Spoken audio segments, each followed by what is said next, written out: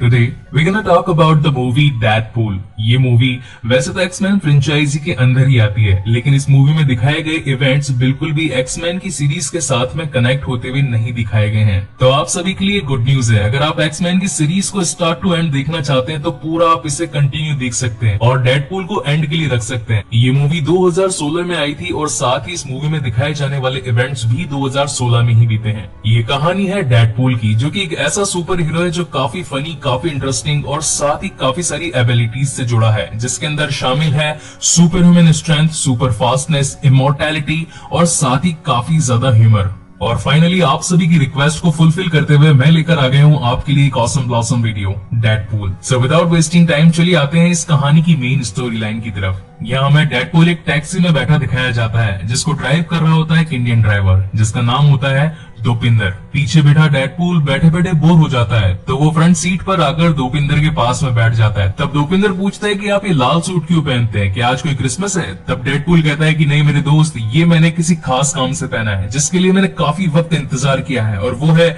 1 साल 3 हफ्ते 14 मिनट। आज मैं उस इंसान से मिलने जा रहा हूँ जिसने मेरे चेहरे का ये हाल किया है। और तभी वो अपना फेस मास्क उठाकर अपनी थोड़ी सी शक्ल दिखाता है, वो थोड़ी जली भी होती है, और वापस से अपना फेस ढक लेता है। वहीं पर सीन शिफ्ट होता है इस कहानी के मेन विलन एजेक्स की तरफ। वो वहां पर एक डील के लिए बैठा होता है और तभी उसका क्लाइंट वहां पर पहुंच जाता है। तब क्लाइंट उसे डिलीवरी टाइम पर न देने के लिए कोसता है, लेकिन तब एजेक्स उसे गला उठाकर ऊपर उठा देता है और कहता है कि क्या सारा माल तुम अपने पास ही रखना चाहोगे, लोगों को और मौका नहीं दोगे? एजेक्स का ऐसा खतरनाक रूप देखकर क्लाइंट डर जाता है और साथ ही उसकी बात मान वहां से चला जाता है और कहता है कि म्यूटेंट साले कभी किसी के सगे नहीं हो सकते। वापस से सीन आता है डेडपूल की तरफ, जो कि कार में बैठा होता है और तब उसे याद आता है कि वो अपने गनों से भरा बैग तो घर ही भूल आया है। तो दोपिंदर कहता है कि क्या मैं गाड़ी रिवर्स घुमाऊं? तब डेडपूल कहता है कि नहीं, इतना टाइम नहीं है, मुझे आज उसे पकड़ना ही है। उसके पास में होती है 2 तलवारें और साथ ही एक बंदूक, जिसके अंदर होती है सिर्फ 12 गोलियां। अपनी डेस्टिनेशन पर पहुंच जाने के बाद में डेडपूल गाड़ी रोकने के लिए कहता है। तब दोपिंदर उससे पैसे मांगता है, तो डेडपूल कहता है कि भाई मेरे पास पैसे तो नहीं है, लेकिन ताली जरूर है, ये ताली रख ले और मुझे जाने दे।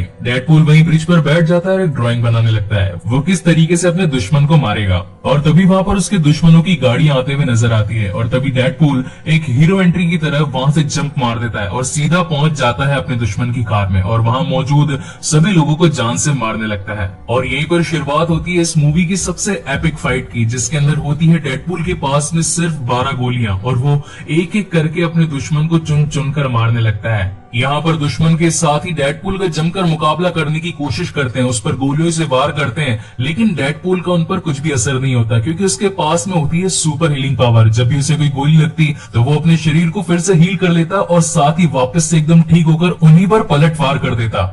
उसी बीच सीन शिफ्ट होता है जेवियर स्कूल में, जहां पर कोलोसस टीवी पर ये सारी फाइट देख रहा होता है, जहां पर डेडपूल अपने दुश्मनों को एक एक करके जान से मार रहा होता है। और तभी वो बुलाता है अपनी पार्टनर, जिसका नाम होता है नेगासोनिक वॉरहेड। कोलोसस नहीं चाहता था कि डेडपूल इतनी माराकाटी मचाए, इसी वजह से वो नेगासोनिक के साथ में अपने स्पेसशिप के साथ में उसी लोकेशन पर पहुंच जाता है जहां पर डेडपूल उन सभी दुश्मनों को मौत के घाट उतार रहा था। वहीं पर डेडपूल को एक बाइक भागते हुए दिखती है, तो वो अपनी तलवार फेंककर उस बाइक के टायर पर मार देता है, जिसकी वजह से वो बाइकर वहीं पर गिर जाता है। पहले तो डेडपूल उसे खूब धोता है और फाइनली उसका हेलमेट उतार कर कहता है कि तुम मुझे पहचाना फ्रांसिस? तब वो कहता है वेड विल्सन, आखिर तुम बचे कैसे? लेकिन उसी मूवमेंट तक वहां पर कोलोसस और साथ ही नेगासोनिक भी पहुंच जाती है, और वो डेडपूल को उसे जान से मारने के लिए मना करती है और एक स्पीच देता है कोलोसस। वो कहता है कि किसी को भी जान से मारना किसी भी समस्या का हल नहीं है। डेडपूल कहता है कि ये कातिल है, इसने मेरी बीवी को जान से मार दिया था और आज मौका मिला है मुझे अपना बदला पूरा करने का, मुझे ऐसा करने दो। उन दोनों की चलती बातों में फ्रांसिस वहां से मौका पाकर भाग जाता है, और तब वहां पर डेडपूल को काफी ज्यादा गुस्सा आ जाता है कोलोसस पर, क्योंकि कोलोसस की बातों की वजह से फ्रांसिस को टाइम मिल गया वहां से भागने के लिए, और वो मुक्का मारता है कोलोसस को, लेकिन उसका हाथ टूट जाता है। वो फिर से दूसरे मुक्का मारता है, लेकिन दूसरा हाथ भी टूट जाता है। वो उठाकर एक टांग से उसे किक मारने की कोशिश करता है, लेकिन उसकी टांग भी वहां पर टूट जाती है। और फाइनली कोलोसस उसे हथकड़ी पहनाकर अपने साथ में लेकर जाने लगता है, लेकिन तब डेडपूल वहां से नहीं जाना चाहता था और वो अपनी जेब से चाकू निकालकर अपना हाथ काटने लगता है, और फाइनली अपना हाथ काटकर वहां से कूद जाता है ब्रिज से और गिरता है सीधा एक कचरे के ट्रक में। वहां पर डेडपूल बताता है कि ये कहानी इतनी सीरियस नहीं, ये कहानी है रोमांटिक। और तभी कहानी पहुंचती है 2 साल पीछे फ्लैशबैक में, जहां हमें दिखाया जाता है वेड विल्सन, जो कि किसी टाइम पर फौज में हुआ करता था। उसने काफी सारे कत्ल भी किए थे, लेकिन उसे फौज से निकाल दिया गया और फाइनली वो अब एक सुपारी किलर बन गया था। वो लोगों की सुपारी लेता। वेड विल्सन का काम था उन लोगों की मदद करना जो कि सताए हुए थे अपने दुश्मनों से। वो उनसे पैसे लेकर सामने वाले की सुपारी लेता था। वहीं से वेड एक बार में पहुंचता है, जहाँ का बार टेंडर, जिसका नाम होता है वीजल, वो उसी का दोस्त होता है। वेड उसे एक बेकार ड्रिंक बनाने के लिए कहता है और तभी वहां से एक वेटर जा रही होती है और वेड उस वेटर से कहता है कि ये ड्रिंक उस मोटे सांड को दे देना और कहना कि उस काले ने उसके लिए ड्रिंक भिजवाई है। और जैसे ही वो मोटा सांड उस ड्रिंक को पीता है, उसे काफी ज्यादा गुस्सा आ जाता है और तभी वो उस काली को पीटने लगता है। उन दोनों के बीच चल रही लड़ाई को वेड बैठकर एंजॉय करने लगता है। और साथ ही हमें ये भी पता चलता है कि उस बार में बैट्स भी लगा करती थी, शर्तें लगा करती थी कि आखिर आज की लड़ाई में कौन जीतेगा और कौन हारेगा। और इस गेम का नाम था डेडपूल। और तभी वहां पर वेनेसा नाम की एक लड़की आती है, जो कि वैसे तो प्रोस्टिट्यूट होती है। वो वेड से पूछती है कि क्या तुम अपना टाइम मेरे साथ गुजारना पसंद करोगे। तब वहां पर वेड कहता है कि मेरे पास सिर्फ $239 और 50 पैसे हैं, मुझे इसमें कितना टाइम मिलेगा। तब वहां पर वेनेसा कहती है कि सिर्फ पौना घंटा। दोनों के ही बीच में एक अजीब सी कन्वर्सेशन चालू होती है। दोनों ही अपने पास में बीते इवेंट्स के बारे में बातचीत करने लगते हैं। कोई कहता है कि मुझे तो मार मार कर वॉशिंग मशीन के अंदर बंद कर दिया गया था और कोई कहता है कि मुझे अलमारी के अंदर बंद कर दिया गया था। काफी साल मुझे बहुत पीटा गया, मुझे छुआ गया, मुझे टच किया गया और साथ ही मेरी लाइफ कभी अच्छी नहीं बीती। तब वेनेसा भी कहती है कि मेरी भी लाइफ कुछ ज्यादा अच्छी नहीं बीती। और इन्हीं बातों से उन दोनों की काफी अच्छी बॉन्डिंग हो जाती है। और फिर इस मूवी के अंदर हमें दिखाई जाती है उन दोनों की इंटीमेट सीन, जो चलती है पूरे 1 साल। नवंबर, दिसंबर, जनवरी और साथ ही मार्च तक बीत जाता है। ऐसा लगता है मानो जैसे दोनों एक दूसरे के लिए ही बने हों। वो दोनों एक दूसरे की कंपनी को काफी एंजॉय करते हैं और साथ ही उन्हें एक दूसरे से प्यार भी हो जाता है। क्रिसमस पर वेड वेनेसा को एक कैंडी रिंग के साथ में प्रपोज करता है और कहता है कि मैं तुमसे शादी करना चाहता हूँ। और जैसे ही वो वापस उसके पास में बेड पे आने लगता है, लेकिन तभी वो गिर जाता है। वेनेसा उसे हॉस्पिटल लेकर पहुंचती है और तब डॉक्टर के थ्रू उन्हें पता चलता है कि वेड के लंग्स में और साथ ही लीवर में कैंसर हो चुका है। वेनेसा ये जानकर काफी ज्यादा हैरान हो जाती है, उसे एकदम शॉक सा लग जाता है। वो डॉक्टर से कहने लगती है कि इसका कोई ना कोई तो इलाज जरूर होगा, क्योंकि मेरे चाचा जी को भी एक बार ही हुआ था, लेकिन वो ठीक भी हो गए। अपने लिए अपनी इतनी चिंता जाहिर करते हुए वेनेसा को देखना डेडपूल के लिए काफी बुरा था। उससे अब ये लगने लगा था कि वो अब एक चिंता का कारण बन गया है। दोनों वापस घर आ जाते हैं। वेड वेनेसा को बताता है कि मेरे पास अब ज्यादा पैसे भी नहीं है और साथ ही ना ही घर चलाने के लिए और ना ही अपना जीवन जीने के लिए। तब वेनेसा कहती है कि इस प्रॉब्लम का हम साथ में मिलकर सोल्यूशन निकाल सकते हैं, प्लीज तुम हताश मत हो, अपनी आशा मत हारो। लेकिन डेडपूल यानी कि वेड विल्सन ये जानता था कि अगर मैं यहाँ पर रहूंगा तो मैं एक बर्डन बनकर जीऊंगा वेनेसा पर, और इसीलिए वो घर से निकल जाता है और सीधा पहुंचता है अपने दोस्त विजल के पास में। और तभी वीजल उसे बताता है कि कोने में बैठा एक काले सूट में शख्स तुम्हारा इंतजार कर रहा था, उसके पास जाओ, क्या पता शायद वो तुम्हारी इस काम में मदद कर दे। वेड उसके पास जाता है और तभी वो इंसान अपने आप को रिक्रूटर बताता है। रिक्रूटर कहता है कि हमें पता है कि आपके शरीर में कैंसर है और आप जल्द ही मरने वाले हैं, लेकिन हमारे पास में एक ऐसी दवा है जिससे कि आपका वो कैंसर भी हट जाएगा और साथ ही आपके शरीर में एक सुपर ह्यूमन स्ट्रेंथ आ जाएगी, आप काफी ज्यादा शक्तिशाली हो जाएंगे और साथ ही जिंदगी में आपको कोई बीमारी भी नहीं होगी। हम एक ऐसा सुपर सोल्जर प्रोग्राम बनाना चाहते हैं जिसके अंदर हमें सैनिकों की जरूरत है, अगर आप उसमें शामिल होंगे तो हमें काफी खुशी होगी। वेड को ये सारी बातें फिजूल की लगने लगती है और तभी वो वहां से चला जाता है, लेकिन उसका कार्ड अपनी जेब में रख लेता है। वेड काफी परेशान होता है, उसे पता था कि वो भी इस टाइम फाइनेंशियल कंडीशन से गुजर रहा है, उसकी भी फाइनेंशियल कंडीशन बहुत ही ज्यादा खराब है, उसे वेनेसा को भी सपोर्ट करना है और फाइनली वो अपने आप को चेंज करने के लिए उनके पास में चला ही जाता है। वेड को स्ट्रेचर पर लेटाकर उसे एक लैब में लेकर जाता है, जहां पर हमें इस कहानी की 2 मेन कैरेक्टर्स दिखाए जाते हैं,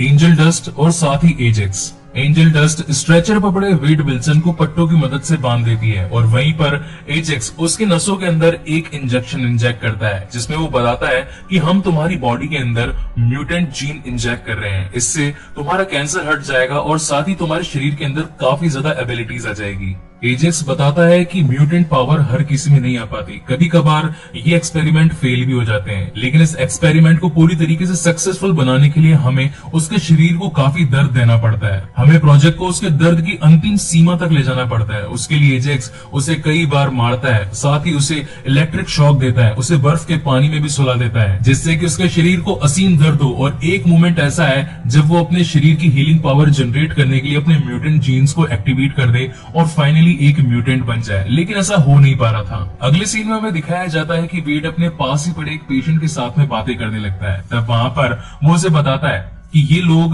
बहुत ही ज्यादा जालिम हैं। लेकिन उसी मोमेंट पर वहां पहुंच जाता है एजेक्स और वो कहता है कि तुम अभी तक म्यूटेंट नहीं बने, लेकिन आज मैं तुम्हारे साथ में एक ऐसा एक्सपेरिमेंट परफॉर्म करने वाला हूं जिससे तुम फाइनली म्यूटेंट बनी जाओगे, और अगर म्यूटेंट नहीं बने तो जान से मारे जाओगे। तब वहां पर वेड उसे उसके नाम से बुलाता है। वो कहता है कि तुम्हारा नाम फ्रांसिस है, मैंने तुम्हारे कोट पर चिपके इस नाम को एक बार चुरा लिया था और तभी मुझे पता चला कि तुम्हारा नाम फ्रांसिस है। वैसे तो फ्रांसिस कभी भी अपना नाम किसी को पता नहीं चाहता था और इस वजह से उसे काफी ज्यादा गुस्सा आता है और वो उसे कंटेनर में पैक कर देता है। फ्रांसिस बताता है कि एक एयर टाइट ग्लास चैम्बर है, इसके अंदर तुम्हें सांस नहीं मिलेगी और जब तुम मरने वाले होगे तब तुम्हारे अंदर थोड़ी सी सांस छोड़ी जाएगी ताकि तुम थोड़ी सी सांस ले पाओ, लेकिन फिर से हवा का दबाव कम कर दिया जाएगा जिससे कि तुम सांस फिर से नहीं ले पाओगे और उसी कंडीशन में छोड़ दिया जाएगा। अब या तो तुम मर जाओगे और या फिर एक म्यूटेंट बनकर निकल जाओगे। जैसे ही एयर टाइट चेंबर में से पूरी हवा बाहर निकाली जाती है तो वेड विल्सन के शरीर में जितनी भी हवा होती है वो पूरी तरीके से खिंच जाती है और पूरी बॉडी अब एक तरीके से ब्लॉचअप होने लगती है, यानी कि पूरे शरीर की हवा वहां से खींची जाने लगती है और ऐसा लगने लगता है कि जैसे उसके शरीर को जला दिया गया हो। पूरे शरीर पर काले काले धब्बे बन जाते हैं। शाम को फ्रांसिस और साथ ही एंजल डस्ट उससे मिलने के लिए आते हैं, लेकिन तब हमें पता चलता है कि वेड विल्सन की बॉडी अब पूरी तरीके से बदल चुकी है, वो एक म्यूटेंट में बदल चुका है। वहां पर फ्रांसिस कहता है कि हम कामयाब हुए और फाइनली तुम एक म्यूटेंट में बदल ही गए, लेकिन अब मैं तुम्हारे ऊपर ये एक्सपेरिमेंट फिर से परफॉर्म करने वाला हूँ, इसीलिए नहीं क्योंकि इसकी जरूरत है बल्कि इसीलिए क्योंकि मुझे तुम पसंद नहीं हो। और इसी वजह से वहां पर एंजल डस्ट फिर से उसके गले का पट्टा लगाने लगती है, लेकिन तब वेड उसे अपने सर से एक टक्कर मारता है और उसे वहां से हटा देता है। इस बात से एंजल को काफी गुस्सा आता है, लेकिन तब वहां पर फ्रांसिस उसके एयर टाइट चेंबर को बंद कर देता है और उसे वहीं पर मरने के लिए छोड़ देता है। लेकिन थोड़ी ही देर में हमें पता चलता है कि जब वेड ने उसे टक्कर मारी थी तो उसके मुंह से उसने उसकी एक माचिस निकाल ली थी जो कि वो हमेशा चबाया करती थी। वो माचिस को अपने मुंह से फेंक कर अपने हाथ में कैच करता है और साथ ही अपने नाखून से उस रोगन को स्क्रैच करने लगता है और जैसे ही वो माचिस जल जाती है वो उसे उस चेंबर के एयर वेंट में फेंक देता है। एयर वेंट में फेंक देने की वजह से उसके अंदर जो एयर पास हो रही होती है वो उस आग को भी उस पूरे मशीन के अंदर फ्लोट करने लगती है और तभी वहां पर एक जोरदार का ब्लास्ट हो जाता है। जब फ्रांसिस नीचे आकर देखता है कि यहाँ पूरे लैब में आग लग गई है, लेकिन तब तक वेड वहां से जाग चुका था। वेड अपने चेंबर से निकल चुका था। वो उसे ढूंढने के लिए अपने हाथ में औजार देता है, लेकिन तब तक वेड उसके सामने खड़ा होता है और फिर हमें दिखाया जाता है वेड का असली शरीर, उसका पूरा रूप जो कि वो पूरी तरीके से जल चुका था। और वहीं पर उन दोनों के बीच में शुरू होती है एक शानदार आइकॉनिक बैटल। दोनों ही आपस में एक दूसरे को मारने लगते हैं, लेकिन फ्रांसिस काफी ज्यादा ताकतवर था, उसके शरीर पर असर ही नहीं होता था किसी भी वार का। इसी वजह से वो वेड पर भारी पड़ता है और तभी वो एक बड़ा सा सरिया उठाता है और वेड के सीने के आर पार कर देता है और साथ ही अपनी शक्ति से उस सरिये को मोड़ भी देता है जिससे कि वेड वहां से निकल ना पाए और वो पूरा का पूरा लैब आग में जलकर वहीं पर ध्वस्त हो जाता है। अगले दिन जब पूरी आग वहां पर शांत होती है तब वहां पर हील हुआ वेड वहां से जागता है। उसका शरीर बिल्कुल नए जैसा बन चुका होता है। उसके शरीर के अंदर जो सरिया घुसा था वो भी पूरी तरीके से ठीक हो चुका था और वो सीधा मिलने के लिए जाता है वेनेसा से। जब वो वेनेसा के पास में उसका पीछा करता है तब वहां पर लोग उसे काफी बुरी नजरों से घूरने लगते हैं, उसे देखते हैं, उसे बोलते हैं कि ये कितना बदसूरत दिखता है, ये कितना गंदा है। इन बातों से वेड काफी हर्ट होता है और जब वेनेसा का पीछा करते हुए वो उसके दरवाजे तक पहुंचता है तो उसे कांच में अपनी शक्ल दिखाई पड़ती है और तब उसे पता चलता है कि उसकी शक्ल काफी ज्यादा बदसूरत हो चुकी है। वेड परेशान होकर वहां से निकल जाता है और सीधा पहुंचता है अपने दोस्त वीजल के पास में और उसे सारी बात बताता है कि किस तरीके से उसके साथ एक एक्सपेरिमेंट हुआ जो कि अब खराब हो गया और साथ ही अब वेनेसा उसे कभी भी एक्सेप्ट नहीं करेगी क्योंकि उसकी शक्ल काफी ज्यादा बिगड़ गई है। तो वीजल कहता है कि नहीं, सच्चा प्यार हमेशा सच्चा प्यार होता है और वो वापस तुम्हें अपना ही लेगी। और जैसे ही वेड अपना हुडी उतारता है तो वीजल उसे देखकर काफी ज्यादा घबरा जाता है। वो कहता है कि ऐसा लग रहा हो जैसे मानो जलते हुए पैन पर किसी ने पानी छिड़क दिया हो। वेड उसे बताता है कि जो शख्स उसकी शक्ल वापस से ठीक कर सकता है वो भाग गया है और साथ ही अब मैं उसे ढूंढना चाहता हूँ। तब वहां पर वीजल एक आइडिया देता है। वो कहता है कि तुम उसकी नजरों में मर चुके हो तो क्यों ना तुम उसकी नजरों में मरे भी रहो, क्यों ना तुम एक नकाब पोश बन जाओ। तब वेड कहता है कि ठीक है, मगर मैं मेरा नाम क्या रखूं। और तभी उसकी नजर पड़ती है उसी बोर्ड पर जिस पर लिखा होता है डेडपूल और फाइनली वेड को उससे उसका नया नाम मिलता है जो कि होता है डेडपूल। वीजल की एडवाइस मानते हुए वो अपने आप में एक नकाबपोश सूट तैयार करता है। उसका कलर व्हाइट होता है और साथ ही अब वो अपनी वॉल पर उन सभी कातिलों की फोटो भी लगा देता है जिससे उसे मारना होता है, क्योंकि ये वही कातिल थे जो कि इस लैब में हमेशा साथ देते थे फ्रांसिस का। और फाइनली डेडपूल ये डिसाइड करता है कि वो एक एक करके सबके पास जाएगा और उनसे फ्रांसिस की लोकेशन का पता मांगेगा, और अगर किसी ने जवाब नहीं दिया तो वो उन्हें वहीं पर टपका देगा। वो फ्रांसिस तक पहुंचने के लिए उसके गैंग मेंबर्स का पूरे 1 साल तक पता लगाता है, हर एक को ढूंढता है, चुनता है और मारने से पहले सिर्फ और सिर्फ एक ही क्वेश्चन पूछता है कि फ्रांसिस कहाँ है। जो जवाब दे पाता तो ठीक, जो जवाब नहीं दे पाता वो उसे वहीं पर जान से मार दिया करता था। लेकिन बहुत कोशिश करने के बाद भी, काफी लोगों को जान से मारने के बाद भी वो अपने मकसद में कामयाब नहीं हो पा रहा था, क्योंकि उसे कहीं पर भी फ्रांसिस का कोई पता नहीं लग पा रहा था। एक दिन जब डेडपूल लॉन्ड्री में पहुंचता है अपने सूट को धोने के लिए, तब वहां पर उस पर खून के धब्बे पड़े होते हैं, तो वो उन खून के धब्बों को घसकर मिटा रहा होता है। लेकिन तभी वहां पर एक ब्लाइंड लेडी खड़ी होती है और वो कहती है कि अगर कपड़ों पर खून के दाग लगे हो तो उन्हें नींबू और सोडे की मदद से हटाया जा सकता है, और अगर फिर भी खून के दाग ना मिटे तो फिर लाल कपड़े पहनने शुरू कर देने चाहिए, क्योंकि लाल कपड़ों में खून इतना इजीली दिखता नहीं है। और उसे एडवाइस के चलते फाइनली डेडपूल अपना वही आइकॉनिक रेड कॉस्ट्यूम बना ही लेता है। काफी मशक्कत के बाद में फाइनली डेडपूल रिक्रूटर को ढूंढ ही लेता है और उससे फ्रांसिस का पता पूछता है। और इन्फॉर्मेशन मिलने के बाद में ये सीन वहीं पर शिफ्ट होता है जहां पर डेडपूल टैक्सी में बैठा होता है डोपिंदर के साथ में। इसके बाद में कहानी वहीं से शुरू होती है जहां पर डेडपूल उस कचरे के ट्रक में गिर गया था। वो वहां से निकलकर एक घर में पहुंचता है और वो घर उसी ब्लाइंड लेडी का होता है जो उसे 1 साल पहले उस लॉन्ड्री में मिली थी। वो ब्लाइंड लेडी वहां पर अकेली रहा करती थी। जब वो घर पहुंचता है तो ब्लाइंड लेडी उससे पूछती कि क्या हुआ, आज तुम्हारा मूड कुछ खराब लग रहा है। तब वहां पर डेडपूल कहता है कि मैं 1 साल से एक कमीने को पकड़ने में लगा था, आज वो मुझे मिला लेकिन वो मेरे हाथ से निकल गया, लेकिन मैं अब उसे अपने हाथ से जाने नहीं दूंगा, मैं फिर से उसे पकड़ूंगा और जान से मार दूंगा। और तभी में दिखाया जाता है कि डेडपूल ने अपना जो हाथ काट दिया था कोलोसस के टाइम पर, वो फिर से उगने लगा है। डेडपूल की रीजनरेटिव जीन्स की मदद से वो हाथ फिर से नया उगने लगता है। वहीं दूसरे सीन में फ्रांसिस एक लैब में पहुंचता है। ये वही लैब होती है जहां पर वो म्यूटेंट्स को बनाते और साथ ही अमीर लोगों के हाथों बेच देते, जिनसे वो अपनी जो मनमानी करवाते। जब वो वहां पर पहुंचता है तो उसके शरीर में उस तलवार का घाव होता है, तो वो एंजल डस्ट को अपने घाव को सीने के लिए कहता है और तभी वहां पर एंजल डस्ट उसके घाव को सीने लगती है। तब वहां पर फ्रांसिस बताता है कि अगर मेरे अंदर भी उसकी जैसी पावर होती रीजनरेटिव वाली तो मेरे घाव भी ऑटोमेटिक भर जाते, मुझे कोई भी चोट लगने पर मेरा शरीर फिर से नया जैसा हो जाता। लेकिन कोई बात नहीं, मैं उसे पकड़कर मार दूंगा। तब एंजल डस्ट पूछती है कि आखिर तुम किसके बारे में बात कर रही हो। तब वहां पर फ्रांसिस बताता है कि हमारा एक पुराना दुश्मन जिसका नाम था वेड विल्सन, जिसे हमने एक म्यूटेंट में तब्दील किया था। मुझे तो लगा था कि वो मर गया, लेकिन वो अभी भी जिंदा है और वो पड़ा है हमारे पीछे। हमें रिस्क नहीं लेना चाहिए और जितना जल्दी हो सके उसे पकड़कर जान से मार देना चाहिए। फ्रांसिस वेड को ढूंढने के लिए वीजल के बाहर पहुंचता है और उससे पूछता है कि क्या तुम वेड विल्सन को जानते हो। तब वहां पर वीजल कहता है कि नहीं, मैं ऐसे किसी नाम के इंसान को नहीं जानता। लेकिन उसी मोमेंट पर एंजल डस्ट को उसके बार में लगी पीछे एक फोटो नजर आ जाती है जिसके अंदर होते हैं वेड विल्सन और साथ ही उसकी गर्लफ्रेंड वेनेसा। एंजल डस्ट कहती है कि हो ना हो, लेकिन मैंने शायद कहीं वेनेसा को जरूर देखा है, और वो दोनों वहां से निकल जाते हैं। सेम टाइम वीजल कॉल लगाता है वेड को और बताता है कि तेरे ससुराल वाले आए थे तुझे ढूंढने के लिए, अगर उनके हाथ लग गया तो जान से मारा जाएगा। वेड को जब ये बात पता चलती है कि उसके पीछे फ्रांसिस और एंजल डस्ट और साथ ही उसकी पूरी टीम लगी है तो वो गुस्से से पागल हो जाता है और तभी वो वीजल के साथ में उसी क्लब में पहुंचता है जहां पर वेनेसा डांस किया करती थी। जब वेड अपने सामने वेनेसा को पाता है तो उससे बात करने के लिए आगे बढ़ता है, लेकिन तब उसे याद आता है कि उसका हुलिया काफी ज्यादा बिगड़ा हुआ है और जैसे ही वेनेसा उसे देखेगी तो घबरा जाएगी। इसी वजह से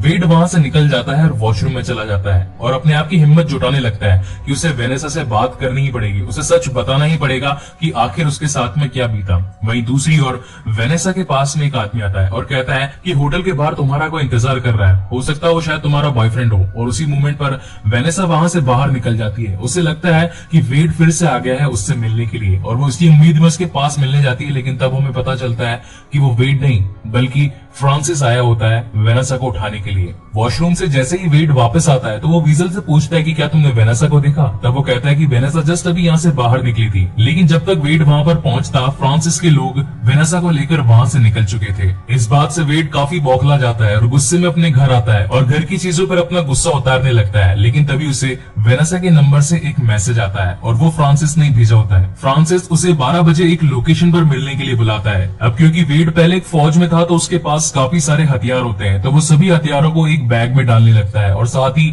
वीजल से भी पूछता है कि तुम्हारे पास जितने हथियार है मुझे दे दो। तभी उसे याद आता है कि हमेशा फ्रांसिस उस लैब के अंदर काफी सारे म्यूटेंट बनाया करता था और हो ना हो इस बार भी वो अकेला नहीं होगा, उसके साथ में उसके साथी जरूर होंगे। और इसी वजह से वो मदद मांगने के लिए पहुंचता है एक्सेवियर स्कूल, जहां मौजूद होते हैं कोलोसस और नेगासोनिक। वो उन दोनों को लेकर उसी टैक्सी के अंदर उस लोकेशन पर पहुंचने लगता है। डोपिंदर उन्हें लोकेशन पर पहुंचाने के बाद कहता है कि पैसे तो आपके पास इस बार भी नहीं होंगे, तो चलो ताली दे दो। तो डेडपूल कहता है कि नहीं बेटा, इस बार तो एक नहीं, इस बार तो 2 ताली लेगा। और वहां से वो निकल पड़ते हैं अपने मिशन पर। लेकिन तब उन्हें याद आता है कि वेपन से भरा बैग तो उस टैक्सी में ही रह गया है। डेडपूल डोपिंदर को कॉल लगाता है, लेकिन तब तक डोपिंदर अपनी कार चलाने में बिजी था और उसकी कार का एक एक्सीडेंट हो चुका था। इसी वजह से वो कॉल पिक नहीं करता और तब फाइनली डेडपूल ही डिसाइड करता है कि उन सभी लोगों का सामना वो अपनी इन 2 तलवारों के साथ करेगा। वहीं ऊपर खड़ा फ्रांसिस जोर से चिल्लाता है, हे डेडपूल, मेरा नाम क्या है? तब वहां पर डेडपूल कहता है कि बेटा तेरा नाम तो मैं तुझे लिख कर बताऊंगा। और वहीं पर शुरू होती है इस कहानी की सबसे शानदार फाइट, जहां पर फ्रांसिस के सारे गुंडे मिलकर गोलियां बरसाने लगते हैं कोलोसस, डेडपूल और साथ ही नेगासोनिक पर। लेकिन कोलोसस होता है पूरा स्टील का, तो उस पर गोलियों का कुछ भी फर्क नहीं पड़ता। तब वहां पर फ्रांसिस लड़ने के लिए भेजता है एंजल डस्ट को। कोलोसस कहता है कि मैं लड़कियों पर हाथ नहीं उठाता, लेकिन तभी एंजल डस्ट एक मुक्का मिलाकर देती है कोलोसस को और वो काफी दूर जाकर गिरता है। तब उसे पता चलता है कि वो भी एक म्यूटेंट है और तब वो दोनों आपस में एक दूसरे से भिड़ जाते हैं। और वहीं दूसरी ओर धड़ाधड़ गोलियां चल रही होती है डेडपूल पर, तो वो अपनी चट्टी निकालकर उन सभी के सामने हार मानने की बात करता है। तो सब लोग गोलियां रोक भी देते हैं। तब वहां पर डेडपूल कहता है कि अगर तुम मुझे जान से बख्श दो तो मैं तुम्हें 1 साल फ्री तेल मालिश दूंगा। लेकिन फिर से सभी गोलियां चलाना शुरू कर देते हैं। तब नेगासोनिक को गुस्सा आ जाता है, वो गुस्से से एक ब्लास्ट करती है। उस ब्लास्ट के चलते डेडपूल भी उस वॉरशिप के टॉप पर पहुंच जाता है, जहां पर उसे दिखती है वेनेसा, जहां पर फ्रांसिस ने वेनेसा को उसी एक एयरटाइट चेंबर में बंद कर रखा था जहां पर कभी उसने डेडपूल को रखा था। तब वहां पर डेडपूल और फ्रांसिस की एक और तगड़ी फाइट होती है। फ्रांसिस बताता है कि मैंने भी वो एक्सपेरिमेंट अपने ऊपर किए थे जिससे मुझे बेशुमार ताकत मिली, अब मुझे कुछ भी फील नहीं होता। तब डेडपूल कहता है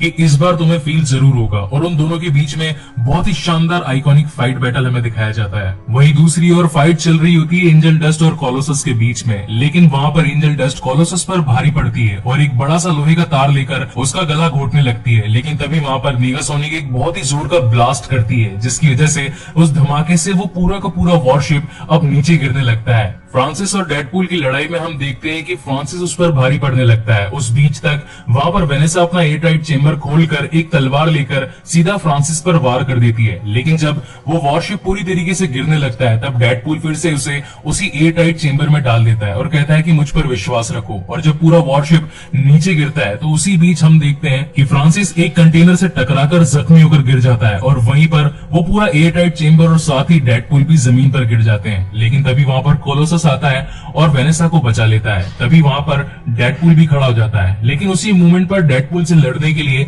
वहां पर फ्रांसिस भी आ जाता है। लेकिन इस बार डेडपूल फ्रांसिस को नहीं छोड़ने वाला था, वो उस पर धड़ाधड़ मुक्कों की बरसात करता है और उसे जान से मारने ही वाला होता है। लेकिन उसी मोमेंट पर कोलोसस वहां पहुंच जाता है और एक स्पीच देने लगता है और वो कहता है कि तुम एक सुपर हीरो हो और एक सुपर हीरो को कभी भी किसी की जान नहीं लेनी चाहिए, उसे मौका देना चाहिए सामने वाले को और ये सब कुछ कानून के ऊपर छोड़ देना चाहिए। लेकिन डेडपूल तो डेडपूल है और वो तभी बंदूक निकालता है और एक हेडशॉट लगा देता है फ्रांसिस के और उसी मोमेंट पर कोलोसस को उल्टी भी आ जाती है। उसी मोमेंट पर वेनेसा पीछे से आती है और उससे बात करने लगती है, पूछती है कि आखिर तुम 1 साल से कहां पर थे। तब वेड उसे समझाने की कोशिश करता है कि उन कमीनों ने मुझ पर काफी सारे एक्सपेरिमेंट किए, अब मैं वो नहीं रहा जो मैं पहले हुआ करता था। तब वहां पर वेनेसा कहती है कि नहीं, मैं फिर भी तुम्हें देखना चाहती हूँ। वो जैसे ही उसका मास्क उतारती है तब वहां पर वुल्वरीन का एक और पोस्टर लगा हुआ होता है। तब वहां पर वेनेसा कहती है कि तुम इसे हटाओ, मैं तुम्हारा रियल फेस देखना चाहती हूँ। वेड कहता है कि नहीं, तुम शायद नहीं देख पाओगी। तब वहां पर वेनेसा उसे फोर्स करती है और फाइनली वो उसका चेहरा रिवील करती है। पहले तो